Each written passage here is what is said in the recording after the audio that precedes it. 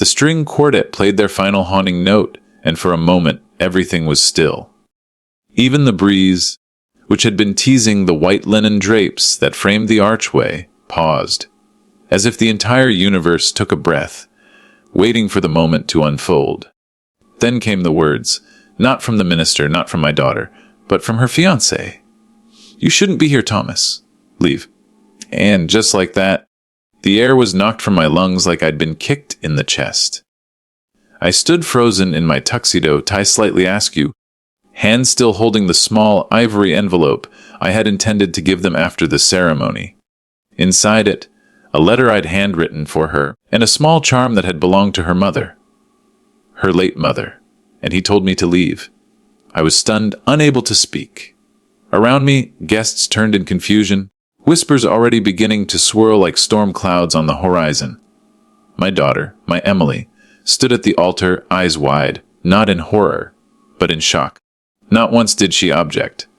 That's when I knew something had been broken long before I arrived. Let me take you back. I wasn't always the ideal father. I worked long hours, too long. I missed birthdays, recitals, and Sunday breakfasts. After my wife died in a car accident when Emily was 9, I buried myself in my job as a construction project manager. Concrete made more sense than grief. I thought money could fill the void, but it only made me an ATM to my daughter. I don't blame her, I blame myself. We grew distant in her teenage years. She became cold, private. I tried to reach out, but guilt made me clumsy. Our conversations were usually transactional: tuition, car repairs, rent. And when she brought home Nathan 3 years ago, tall, sharp-suited, smooth-talking Nathan, I felt it immediately. Something was off. He looked at me like I was a burden, a relic, someone to tolerate. But Emily seemed happy. She smiled again. Laughed. So I stayed quiet, even though my gut churned every time he put his arm around her like she was a possession. I paid for the wedding. Everything. The venue, the catering, the 5-piece band, even the ice sculpture shaped like a swan that I thought was ridiculous. I did it because I want to make up for lost time. I wanted to be the father she could finally be proud of. I wanted to give her a day she'd never forget, and I succeeded, just not in the way I intended. When Nathan told me to leave, so coldly, so publicly, I didn't argue. I just turned around and walked out. But inside me, something broke free. Years of silence, guilt, pain, and now humiliation. I walked to my car with that envelope still in my hand, but instead of opening the door, I sat on the hood, looked up at the sky, and whispered, "Not this time." By sunset, every payment had been frozen. Catering, canceled. Band, told to pack up before the first dance. Florist called mid-setup, stopped dead in their tracks. The venue, I pulled the plug with a simple email. The manager had known me for years. I'd booked 5 other events there for business. All he said was, "Say no more." Then came the cake.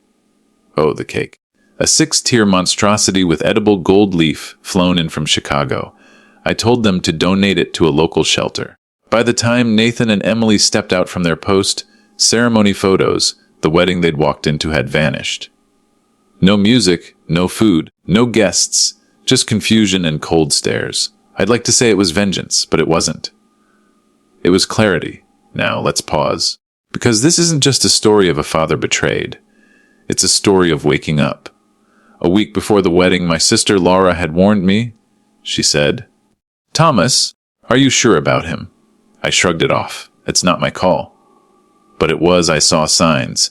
Financial manipulation, subtle put-downs. Even that one time he joked about having married up, in looks and down, in family. I laughed it off at the time. But the truth was, Nathan had been isolating Emily slowly, subtly, masterfully. And I'd funded it. But let me tell you something else. There was more to this unraveling than the wedding.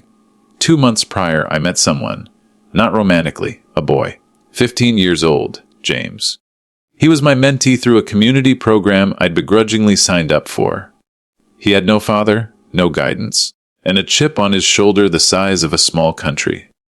But he reminded me of myself at that age. Angry, lost, trying to act like he didn't care. I started spending time with him, helping him with math, showing him how to use tools, how to build things with his hands. One day, he looked at me and said, "I wish you were my dad." That wrecked me, because I'd had a daughter who'd once looked at me the same way. I realized then that fatherhood wasn't about being there for the big moments. It was about the million small ones. And I'd missed most of them. So when Nathan told me to leave, it wasn't just a rejection. It was a reckoning. The aftermath was chaotic. Emily didn't call me for days. When she finally did, her voice was low flat. "Why did you do that?" I told her the truth. Because he didn't just disrespect me. He disrespected you. And I couldn't keep pretending he was good enough for you. There was silence on the other end. Then she said something I didn't expect. "He told me to ask you not to walk me down the aisle. He said it would be better if it was his uncle. He said, 'You didn't really raise me anyway,'" my hands clenched. "But I wanted you to. I wanted you to walk me." Another pause. I froze. I didn't say anything. I was scared he'd call off the wedding if I pushed back. That was the moment I realized how deep she'd gone into his shadow, and how far I still had to go to earn back her trust. But here's the twist. 2 weeks later, she left him. I never asked what the final straw was. I didn't need to. She showed up at my house one afternoon, eyes puffy, suitcase in hand. No makeup, no pretense. Just her. My daughter. We talked for hours. She told me how he'd slowly made her feel small. How every compliment came with a condition. How he'd tracked her spending, her whereabouts. How he said things like, "Don't embarrass me in front of my friends," and "You wouldn't survive without me." And then she asked through tears, "Why didn't you stop me sooner?" I answered honestly, because I thought it wasn't my place. I thought being a good dad meant keeping quiet and paying the bills. But I was wrong. Rebuilding was slow. We started small. Coffee every Sunday. Walks around the lake where her mother used to take her. We'd sit on the same old bench, and sometimes we didn't even talk. We just listened. To the wind, to the ducks, to the silence between us slowly turning into peace. James even joined us sometimes. He and Emily bonded quickly. Maybe because they both knew what it felt like to lose a parent. Not through death, but through absence. One afternoon, I watched them fly a kite together, and I swear I saw my wife smiling in the sky. I won't pretend everything healed overnight. It didn't. Emily still has scars. So do I. But we're learning.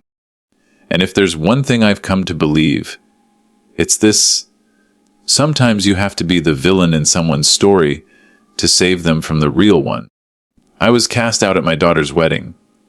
Humiliated. But I'd do it again. Because in doing so, I didn't just cancel a wedding. I pulled her out of a trap. I reclaimed my voice. And I earned, perhaps for the first time, the right to be called her father.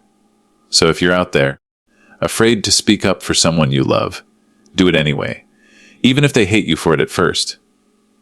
Because love isn't about comfort. It's about courage. And sometimes it sounds a lot like no.